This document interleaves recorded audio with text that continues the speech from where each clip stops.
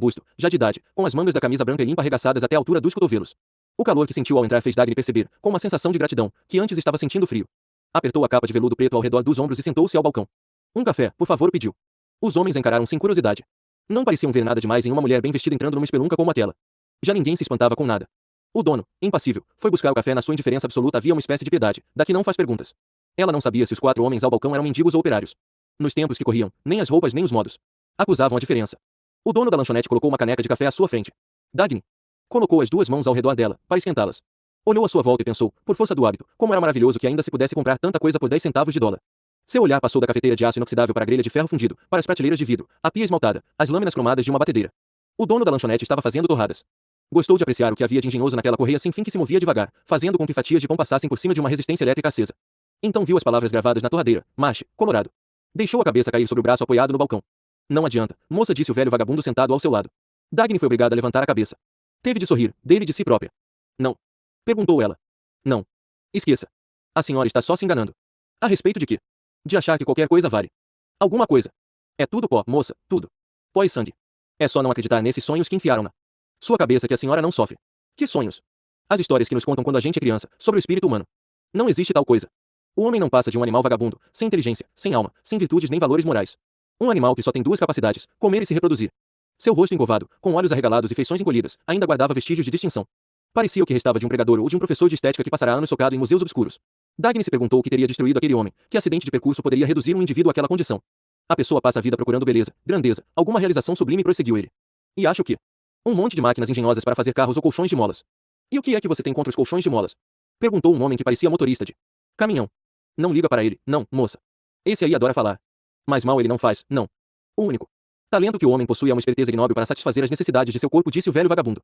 Para isso, não é preciso inteligência. Não acredite nessa conversa sobre a mente humana, o espírito, os ideais, as ambições humanas ilimitadas. Eu não acredito, disse um rapaz na extremidade oposta do balcão. Usava um casaco rasgado num dos ombros. Em sua boca angulosa parecia haver as marcas de toda uma vida de desgostos.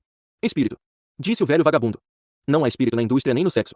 E no entanto é só nessas 2 coisas que o homem pensa. Matéria é só disso que os homens entendem, só disso que querem entender. Prova disso são as nossas grandes indústrias, a única realização de nossa suposta civilização, construída por um materialismo vulgar, com os objetivos, os interesses e o senso moral de animais.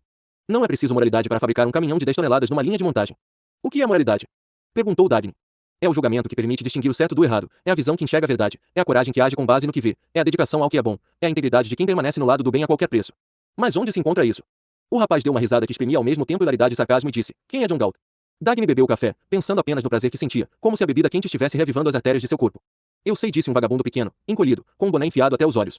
Eu sei. Ninguém ouviu nem lhe deu atenção. O rapaz examinava Dagny com uma intensidade feroz e sem propósito. Você não tem medo, disse-lhe ele de repente. Sem maiores explicações. Foi uma afirmação seca, com uma voz brusca e sem vida, mas com um toque de admiração. Dagny olhou para ele. Não, não tenho, disse. Eu sei quem é John Galt, repetiu o vagabundo. É segredo, mas eu sei. Quem é? Perguntou ela, sem interesse. Um explorador. O maior explorador que já existiu. O homem que encontrou a fonte da juventude. Mais um café. Sem treme, pediu o velho vagabundo, empurrando a xícara. John Galt passou anos procurando por ela. Cruzou mares e desertos, desceu em minas profundas, abandonadas. Mas a encontrou no alto de uma montanha. Levou 10 anos para subir a montanha. Quebrou todos os ossos do corpo, rasgou a pele das mãos, perdeu a casa, o nome, o amor. Mas subiu. Encontrou a fonte da juventude, que ele queria trazer para baixo, para todos os homens. Só que nunca voltou. Por quê? Perguntou ela. Porque descobriu que era impossível trazê-la para baixo. O homem sentado à frente da mesa de Rearden tinha feições pouco distintas e modos totalmente filmáticos, de modo que não se podia formar uma imagem específica de seu rosto nem entender quais eram seus objetivos. Sua única característica marcante era um nariz de batata, um pouco grande demais para seu rosto. Era manso, porém dava a entender, paradoxalmente, que havia nele uma ameaça deliberadamente contida, mas que devia ser reconhecida. Rearden não entendia por que ele o procurara. Era o Dr. Potter, que ocupava algum cargo indefinido no Instituto Científico Nacional. O que o senhor quer? Perguntou Rearden pela 3ª vez. O que quero é que o senhor considere o aspecto social, Sr. Rearden, disse o homem, em voz baixa. Que o senhor leve em conta a época em que vivemos. Nossa economia não está preparada para isso. Isso o quê? A economia está num equilíbrio extremamente precário. Todos nós temos que colaborar para que ela não entre em colapso. Bem, o que o senhor quer que eu faça? Estas são as considerações que me pediram que eu apresentasse ao senhor. Sou do Instituto Científico Nacional, Sr. Rearden. O senhor já disse isso. Mas o que o senhor quer comigo? O Instituto Científico Nacional não tem uma opinião favorável em relação ao metal Rearden. Isso o senhor também já disse. Não é um fator que o senhor deva levar em consideração. Não. Nas amplas janelas do escritório, a luz estava morrendo. Os dias estavam ficando curtos. Rearden viu a sombra irregular do nariz no rosto do homem, os olhos pálidos que o observavam. O olhar era vago, porém visava um objeto definido. O Instituto Científico Nacional representa a nata intelectual do país, Sr. Rearden. É o que dizem. O senhor não vai querer ir contra a nossa opinião, vai? Vou. O homem olhou para Reardon como se implorasse por ajuda, como se este houvesse violado alguma lei jamais escrita, que ele já devia conhecer havia muito tempo. Mas Reardon não lhe deu ajuda alguma. É só isso que o senhor queria saber? Perguntou. É só uma questão de tempo, senhor Reardon, disse o homem, condescendente. Só um atraso temporário. Apenas para dar à economia uma oportunidade de se estabilizar. Se o senhor esperasse uns 2 anos. Reardon deu uma risada. Alegre, debochada. Então é isso que o senhor quer? Que eu retire o metal Reardon do mercado. Por quê? Só por uns anos, senhor Reardon. Só até, escute, agora sou eu quem vai fazer uma pergunta. Os seus cientistas concluíram que metal Reardon não é o que eu digo que ele é.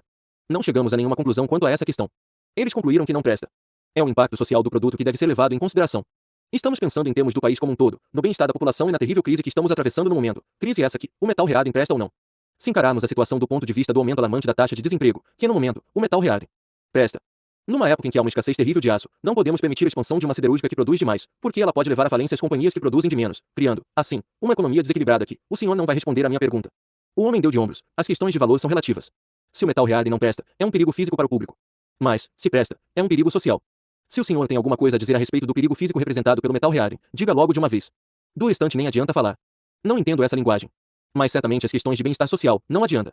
O homem parecia confuso e perdido, como se o chão tivesse sumido debaixo de seus pés. Em seguida, perguntou, perplexo, mas, então, qual é seu interesse primordial? O mercado. Como assim? Existe um mercado para o metal Reardon, e pretendo explorá-lo ao máximo. Mas esse mercado não é uma coisa um tanto hipotética. A reação do público ao seu metal não foi muito positiva. Fora a encomenda da Targata Transcontinental, o senhor não recebeu nenhuma. Bem, se o senhor acha que o público não está interessado, então qual é o problema? Se o público não se interessar, o senhor vai ter muito prejuízo, senhor Reardon. Isso é problema meu, não seu. Por outro lado, se o senhor assumir uma posição mais cooperativa e concordar em esperar mais uns anos, esperar por quê? Mas creio que já deixei claro que o Instituto Científico Nacional não é favorável ao surgimento do metal Reardon no cenário da metalurgia atual e eu com isso. O homem suspirou. O senhor é um homem muito difícil, senhor Reardon. O céu estava ficando pesado, como se engrossasse contra as vidraças da janela. Os contornos da figura do homem pareciam se desmanchar, tornando-se uma massa indistinta, entre os planos retos e nítidos da mobília. Eu lhe concedi esta entrevista, disse Reardon, porque o senhor me disse que queria falar sobre algo da maior importância. Se isso é tudo que o senhor tinha dizer, com licença. Estou muito ocupado. O homem se recostou na cadeira. Creio que o senhor investiu 10 anos de pesquisas no metal Reardon, disse ele. Quanto gastou? Reardon ergueu os olhos. Não sabia aonde o homem queria chegar, mas claramente havia uma nota de decisão na sua voz, que se tornará mais firme. $1,5 milhão, disse Reardon. Quanto o senhor quer em troca? Reardon teve de esperar um momento. Não podia acreditar no que ouvia. Em troca de quê? Perguntou, em voz baixa. De todos os direitos sobre o metal Reardon. Acho melhor o senhor sair daqui, retrucou Reardon. Essa atitude é injustificável. O senhor é um homem de negócios. Eu estou lhe fazendo uma proposta comercial. O senhor pode escolher seu preço. Os direitos sobre o metal Reardon não estão à venda. Tenho condições de lhe oferecer uma quantia considerável. É dinheiro do governo. Reardon permaneceu imóvel, os músculos do rosto tensos. Porém seu olhar era indiferente. A única coisa que o atraía era uma leve curiosidade mórbida. O senhor é um homem de negócios. Esta é uma oferta que o senhor não pode ignorar. Por um lado, o senhor está arriscando muito ao desafiar a opinião pública, e tem boas probabilidades de perder todo o dinheiro que investiu no metal Reardon. Por outro lado, podemos livrá-lo desses riscos e dessa responsabilidade e lhe oferecer um bom lucro, muito mais dinheiro do que o senhor poderia vir a ganhar com a venda do metal nos próximos 20 anos. O Instituto Científico Nacional é um estabelecimento científico e não comercial, disse Reardon. De que vocês têm tanto medo? O senhor está usando palavras desagradáveis e desnecessárias, senhor Reardon. Só estou querendo sugerir que mantenhamos a conversa num nível amistoso. A questão é séria. Estou começando a perceber isso.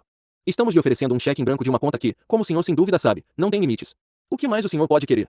Diga qual é o seu preço. A venda dos direitos sobre o metal Reardon não está em pauta de discussão. Se o senhor tiver mais alguma coisa a dizer, queira dizê-la e ir embora. O homem se recostou, olhou para Reardon com um olhar de incredulidade e perguntou, o que o senhor quer?